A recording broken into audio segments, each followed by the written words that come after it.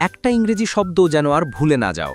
আজ 1 মিনিটেই শিখে নাও সবচেয়ে সহজ নেমোনিক ট্রিক। আপনি দেখছেন বাংলা ওয়ার্ডবেজ, বাংলা ভোক্যাব সহজে শিখুন। চলুন শুরু করি। হ্যালো বন্ধুরা, আজ আমরা একটি অত্যন্ত গুরুত্বপূর্ণ ইংরেজি ইডিয়ম শিখব। এই ইডিয়মটি হল ফেস দ্য মিউজিক। এর মানে হল নিজের কাজের কঠিন পরিণাম বা শাস্তির মুখোমুখি হওয়া।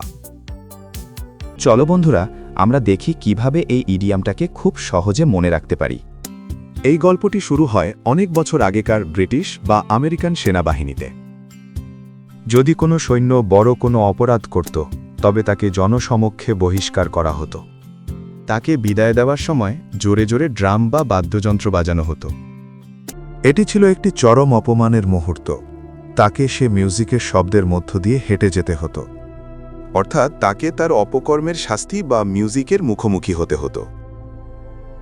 এখন আমরা দেখব বর্তমানে এই ইডিয়মটি আমরা কিভাবে ব্যবহার করি। ধরো তোমার কোনো ভুলের কারণে তোমার বন্ধু বা শিক্ষক খুব রাগ করেছেন। তুমি জানো তোমাকে বকুনি খেতে হবে।